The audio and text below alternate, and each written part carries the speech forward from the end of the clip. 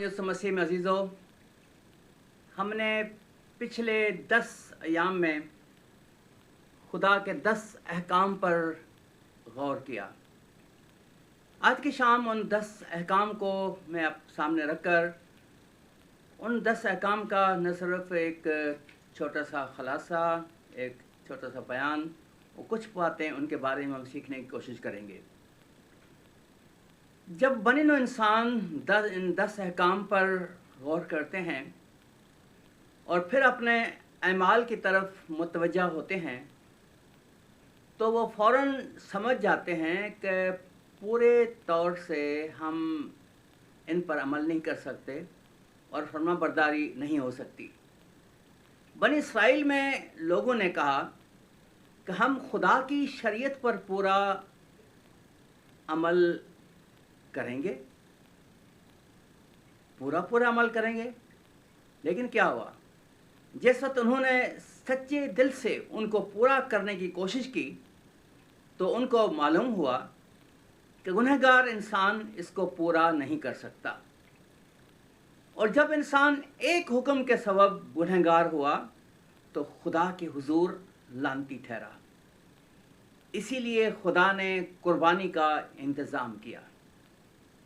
जब इंसान ने ईमान के वसीले कुर्बानी दी तो खुदा ने अपने वादे के मुताबिक लानत का हुक्म उनके सरों से दूर कर दिया।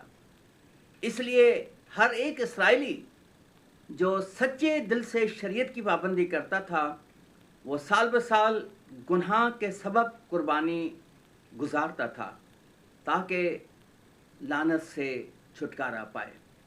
यानी उस ज़माने में खुशखबरी ये थी कि अगर शरीयत के लिहाज से हम लानती हैं, लेकिन जब ये हमारा ईमान है कि कुर्बानी गुजारने पर खुदा मुआफ़ करेगा तो वो लानत हमसे दूर होगी और गुनाह की मुआफ़ी पर ज़िंदगी हासिल करेंगे। लेकिन उस कुर्बानी में खुदा ने एक इशारा दिया, तमसील भी फरमाई,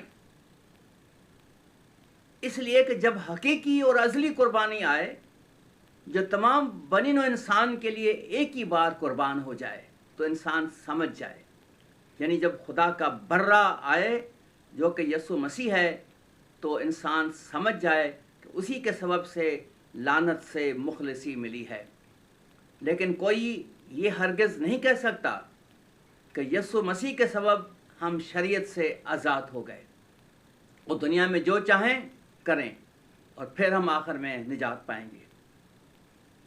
मगर खुदावंद यसु मसीह तब ही किसी का फिदिया हो सकता है जब वो समझ ले कि मैंने जो कुछ भी किया वो मेरी अपनी सदाकत है और खुदा के सामने कुछ नहीं, और मैं लानती हूँ, और अगर खुदा मेरे लिए कोई बंदोबस्त न करे तो मैं तबाह व बर्बाद हो जाऊँगा।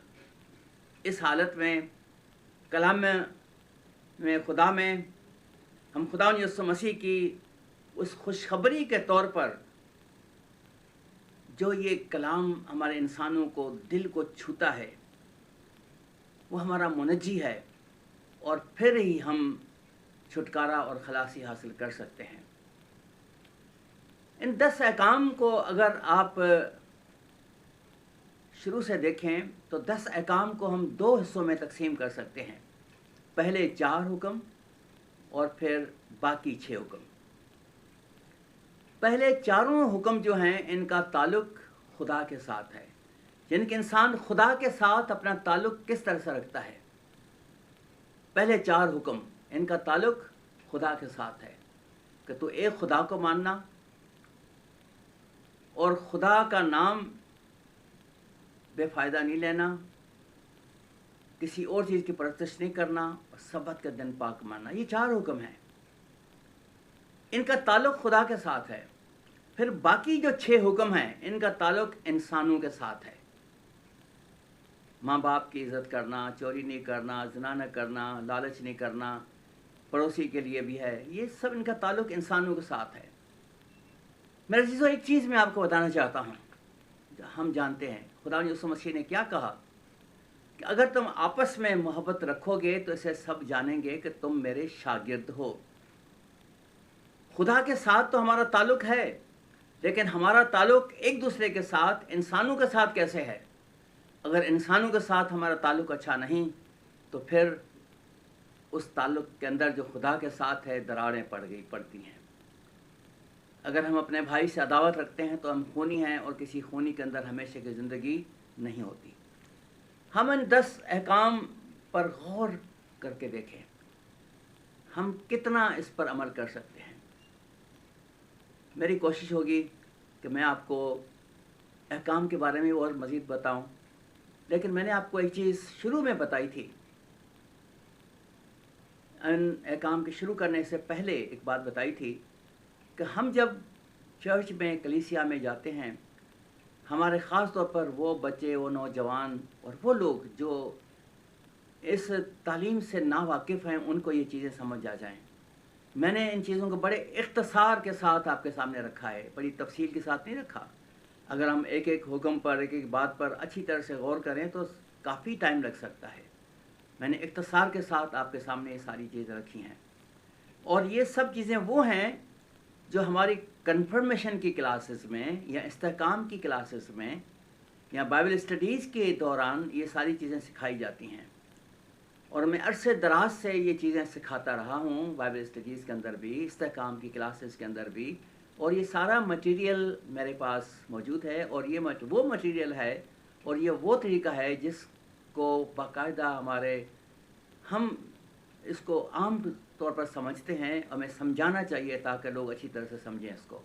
خداوند ہم سب کو برکت دے، اور آنے والے دنوں کے اندر ہم پھر اور مزید آگے بڑھیں گے۔ خداوند ہم سب کے ساتھ ہو، آمین۔